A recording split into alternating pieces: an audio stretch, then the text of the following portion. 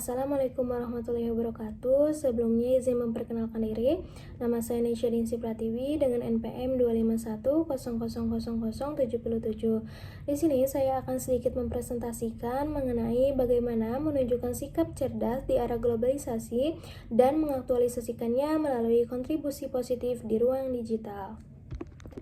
Menunjukkan sikap cerdas di era global pada dasarnya berarti mampu bersikap bijak dalam menghadapi perkembangan teknologi dan derasnya arus informasi.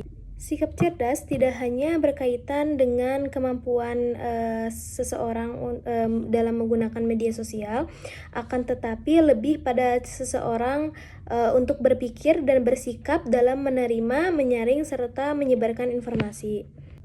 Di tengah kemudahan akses informasi, setiap individu dituntut untuk tidak gegabah dalam melakukan atau bermedia sosial.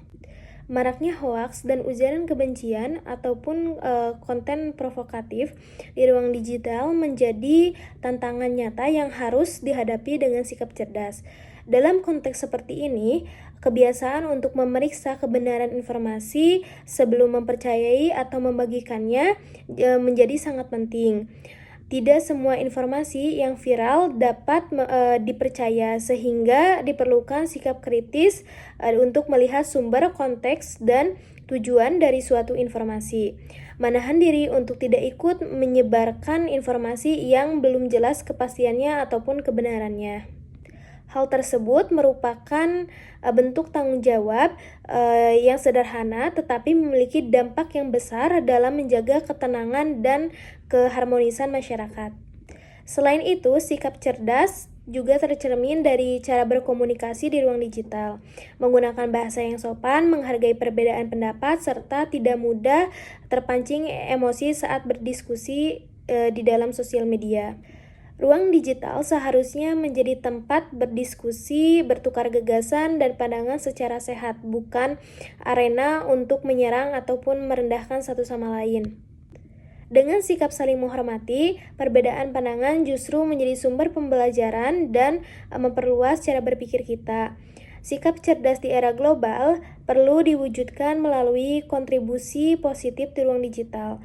Hal ini dapat dilakukan dengan membuat konten yang positif, seperti informasi edukatif, pesan inspiratif, ataupun pengalaman yang dapat memberikan inspiratif bagi orang lain. Media digital juga dapat dimanfaatkan untuk sarana diskusi yang membangun, berbagi pengetahuan, serta memperkuat nilai-nilai kebersamaan ataupun toleransi dan kepedulian sosial. Dengan begitu, kehadiran individu di ruang digital tidak hanya bersifat pasif, tetapi turut memberikan dampak yang baik bagi lingkungan sekitar. Dalam pergerakan memenuhi ruang digital dengan hal-hal positif, peran setiap individu dan kelompok menjadi sangat penting. Semakin banyak konten yang bermanfaat, semakin kecil pula konten yang negatif yang mendominasi. Upaya bersama ini dapat menciptakan ekosistem digital yang lebih sehat, aman, dan seimbang, sehingga ruang digital ini menjadi tempat yang nyaman bagi semua kalangan. Pada akhirnya, ruang digital tidak hanya berfungsi sebagai sarana hiburan atau tempat mengekspresikan diri, akan tetapi sebagai media pembelajaran dan pembentukan karakter. Dengan menunjukkan sikap cerdas, masyarakat dapat memanfaatkan teknologi dan informasi global untuk hal yang positif dan bermakna. Sikap inilah yang akan membentuk masyarakat yang tidak hanya cakap secara teknologi, tetapi juga beretika, bertanggung jawab, dan berorientasi pada kemajuan bersama. Mungkin sekian presentasi dari saya. Mohon maaf bila ada kesalahan kata. Wassalamualaikum warahmatullahi wabarakatuh.